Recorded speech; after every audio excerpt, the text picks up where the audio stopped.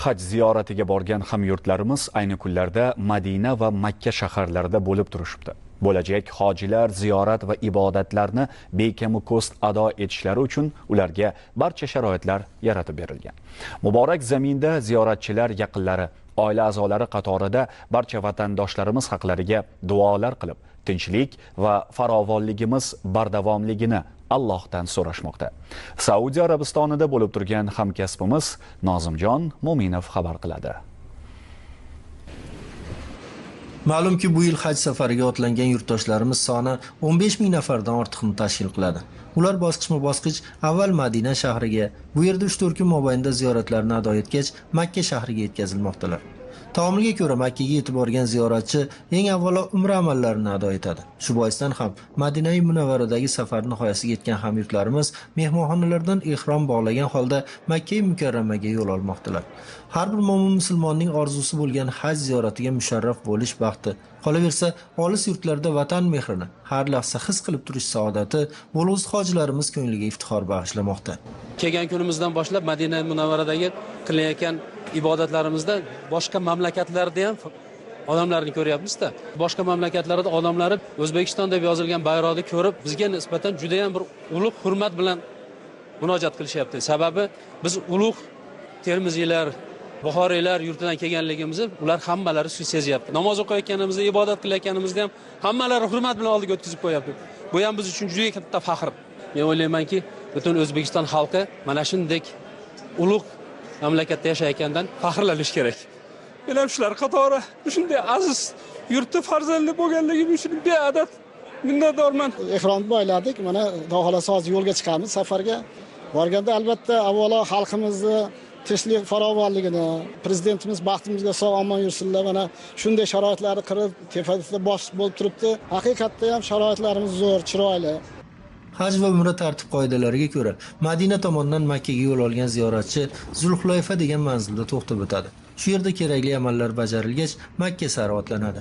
O'zbekistonlik ziyoratchilar ham Zulhulayfadagi masjidda ushbu amallarni ado etdilar. Umrani niyat qilib, mana hozir Zulhulayfadan 2 rakat namoz o'qib, hozir Makka Mukarramaga qarab yo'l olishlikni taraddudda turibmiz. Ka'ba muazzamada turib, o'zimizni, farzandlarimizni, ota-onalarimizni va qolaversa xalqimiz, yurtdoshlarimizni va elimiz va yurtimiz haqida ko'plab duolar qilishlikni niyat qilib turibmiz.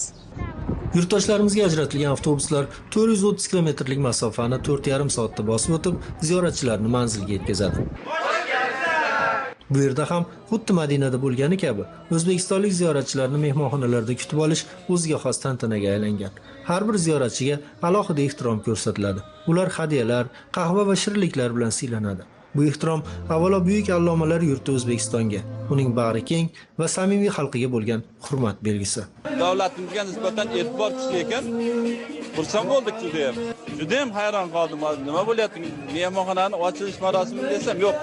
O'zbeklar shunchalik darajada kutib olyapti, hurmat qilyapti, obro'si oshyapti. Albatta bu yerda prezidentning roli juda ham katta. Qolaversa xalqimizga e'tibor kuchayib ketdi deb yaxshi. Bolalarimiz bilan telefonlarda gaplashib turibmiz. Voyjon qiynalmayapsizmi? Qiyinchiliklar bo'lmayaptimi deb so'rayapti, lekin hech qanday qiyinchilik yo'q bizdan. Xavotir olmanglar. Davlatimizni rahbarlari e'tiborida chiroyli bo'lib yuribmiz degan fikrlarda aytyapman. Ular ham hayron qolyapti. Aya biz bunchalik bo'ladi deb o'ylamovdik deb deyishyapti. 37 yil o'qituvchilik bo'lib, halol mehnat bilan shu ishlab yurganimni mevasi deb bilaman. Faxrlandim, g'ururlandim. Hozir ham hayajondaman. Prezidentimizga rahmat. Bizdan xalq rozi bo'lsin deyapti. Biz rozimiz.